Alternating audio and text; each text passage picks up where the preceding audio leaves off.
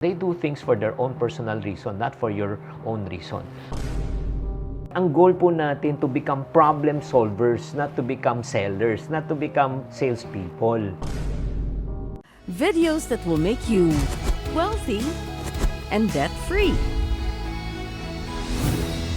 Ikaw ba ay nasa sales, real estate, insurance, direct selling, or you want to start a business? Nako!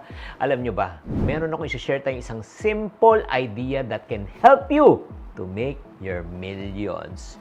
If you want to know this, you got to watch this video. Hi there, this is Chinkitan, your pambansang wealth coach. I'm really super excited about itong episode natin na ito. Alam mo, itong sales na idea na i-share ko po sa inyo, if I would only learn this when I was younger, I would have made my millions when I was really younger. Grabe talaga. Alam mo, sa totoo lang, sa panahon ngayon, very competitive na po talaga ang larangan ng pagbebenta, sa pagninegosyo. Ang dami na pong pwedeng pagpipilian.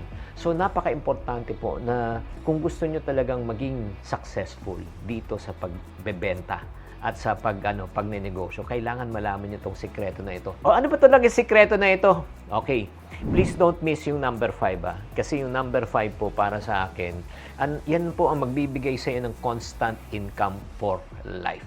So, i-reveal ko na po sa inyo ano tong sikreto na natutunan ko. Be customer-centric, not self-centric.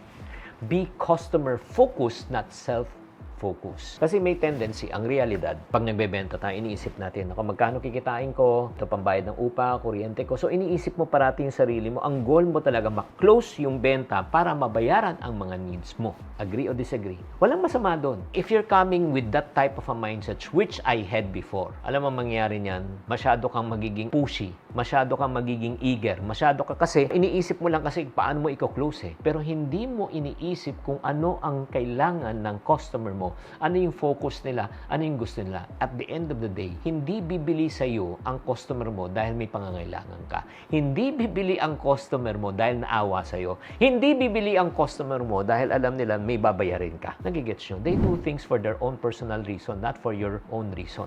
So, ang first thing that we need to do para makabenta ka pa more at kumita ka ng milyon sa pagbebenta, understand your customers' needs. Yan po. That's the foundation of any successful strategy. Unawain mo, ano ba problema nila? Ano ba nararamdaman nila? Ano ba pain point nila? Pag yan, nalaman mo, sobrang liwanag, ay grabe naman. Maliwanag din ang pagpasok ng kita. Ako, alam na alam ko kung ano po ang pakiramdam ng isang taong nangangailangan ng pera. Alam na alam ko ang pakiramdam ng taong lubog sa hutang, naghihirap. Bakit? Dahil pinagdaanan ko yan How I hope that there was someone who trained me and taught me and guided me when I was young para mas mapadali ang paglabas ko niya. Kaya nga naintindihan ko yung pinagdadaanan mo ngayon.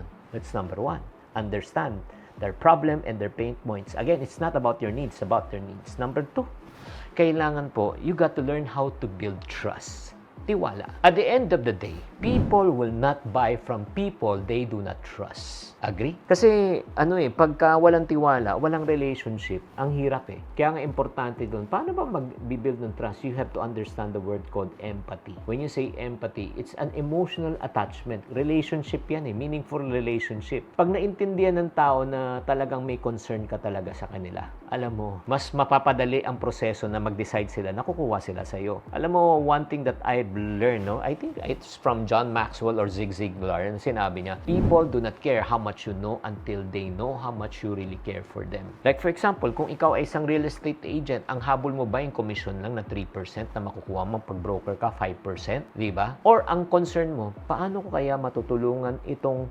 kliyente na ito na makahanap ng isang bahay ng pasok na pasok sa budget niya. Isang nasa insurance, ikaw ba ang goal mo kumita lang ng 45% to 50% na override commission tuwing may benta ka? Or ang goal mo and mindset mo, paano ko siya matuturuan sa kanyang financial planning, makapag-umpisa siya ng sarili niyang protection sa abot kaya niya base sa kanyang sweldo?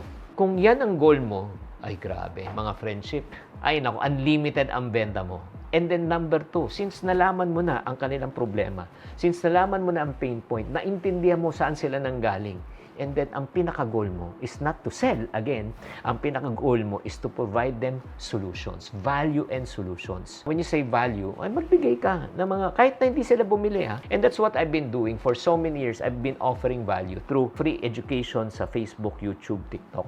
That's the reason why. Yun nga, di ba? That ang goal po natin to become problem solvers, not to become sellers, not to become salespeople. Alam mo, ang kagandahan po kasi dito, pag ikaw, tinulungan mo sila na mag-solve ng kanilang problema, kung ano man ang pain point nila, automatic, bibili sila. Because sales is a product of a problem that's going to be solved. Para maintindihan nyo anong ibig ko sabihin ng mga negosyo na talagang ang goal nila is to solve other people's problem, babatiin muna natin si Osel Nagati, tapos si Boy Gapang, at syempre naman si Nature and Cultures of Siquijor. Hello po sa inyo. Ito lang ha. Ito yung mga companies na talaga nakakita ng problema at sinusolve ang problema ng kanilang kliyente. Ito lang. Angkas, yung may motor, parang motorcycle taxi. Affordable, fast, and convenient going through traffic. Di ba? Apple, anong sinusolve nila? User-friendly and innovative devices that integrate people's lives. Napakasimple lang, di ba? TikTok, Shopee, Lazada. Anong kagandahan? Ano sinusolve nila ng problema? Limited access and wide range of product choices delivered to your home. Google, ano sinusolve nila? To find relevant information in the internet. Si GCash, ano sinusolve nila? The ease of sending and receiving money through your cellphone. Si Chinkitan, ano pong sinusolve niya? Paano ka kumita? Paano ka mag-save? Paano ka mag-budget? Makalabas sa utang at mag-invest. So, nagigits nyo? Itong mga companies na ito, naintindihan po nila kung anong problema ng kliyente, ano yung solution, tapos anong ginagawa? Tinutulungan lang nila. And in the process of them helping them, nagkakanegosyo sila, nagkakapera sila. Kaya ikaw na tatanungin ko. Ngayon, ikaw, ano sa palagay mo ang problema ng kliyente mo?